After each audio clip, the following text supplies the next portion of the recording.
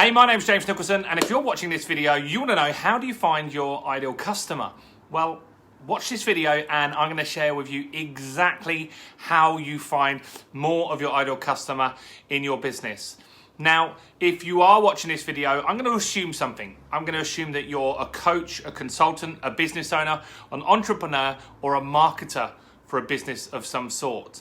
And if you keep watching this video, I'm going to make sure that I lay out exactly how you find your ideal customer. Now, I call it a customer avatar. And there's an exercise that I do with my students on my Business Accelerator to help them nail the customer avatar. And actually, I've got that exercise for you guys. So if you want to go and see how that works, in the description of this video is a link to my blog. And there's a YouTube video on there where you can see exactly what you need to do. But I'm going to give you a quick overview on this now and how it all works.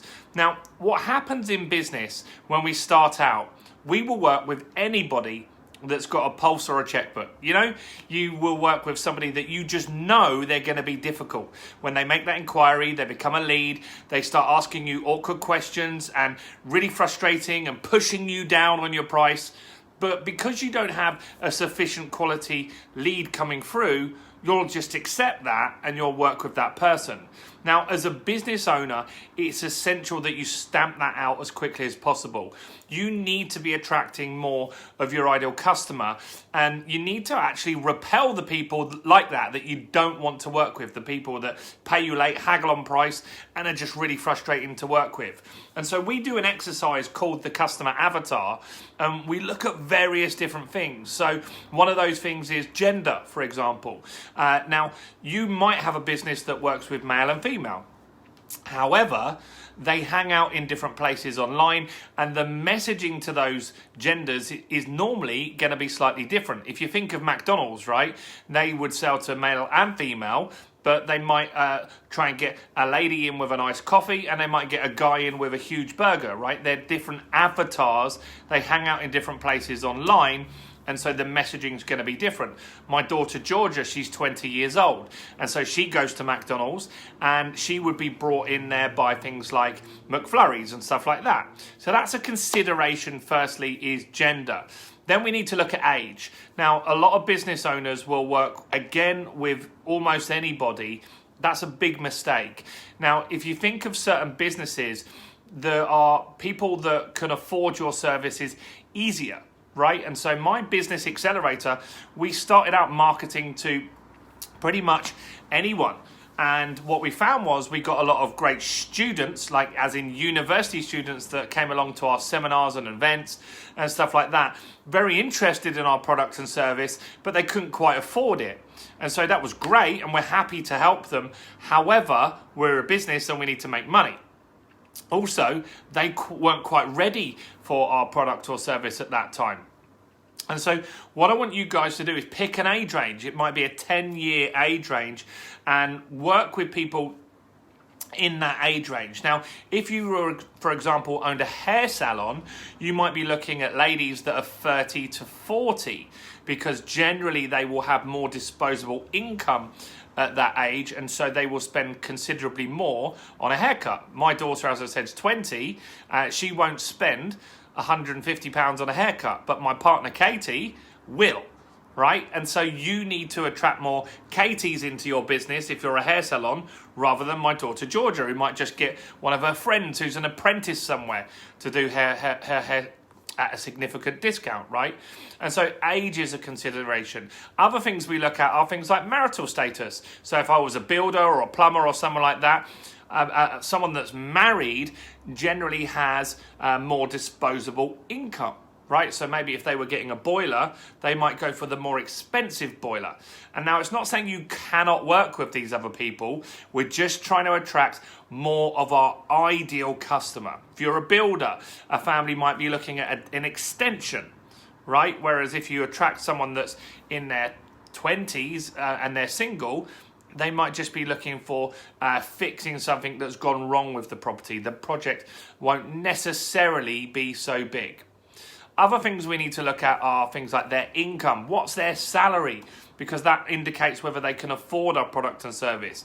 Now, you could be Lamborghini and advertise to everyone, but not everyone can afford a Lamborghini. So you need to be advertising to the people that can actually buy your product and service, right?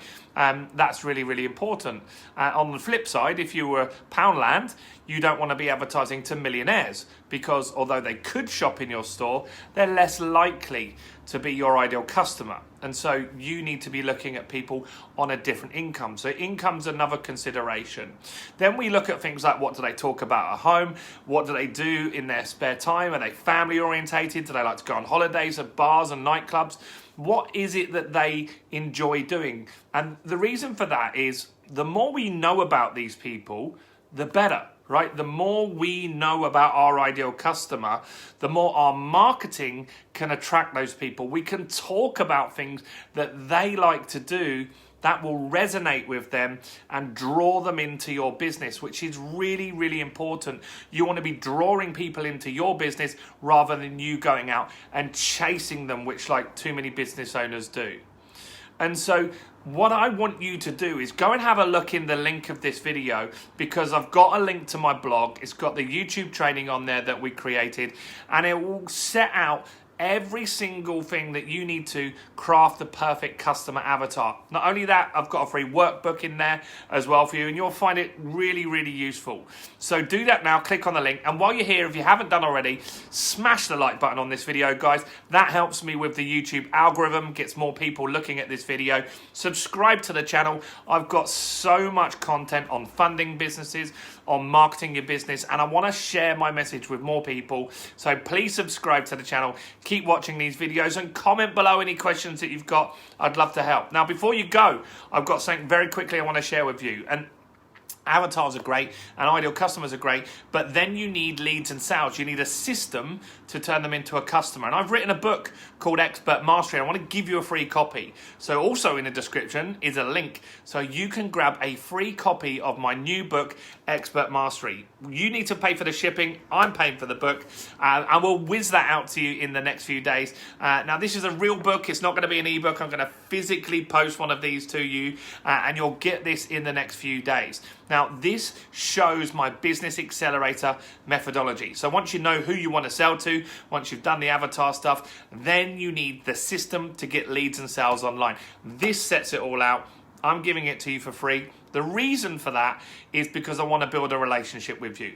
I know that if I get this book into enough people's hands, that you guys will learn something from that, and maybe we'll work together in the future. No pressure either way, but I know this book can help your business. So do that now. Go and grab my book, and I'll see you guys soon. Bye for now.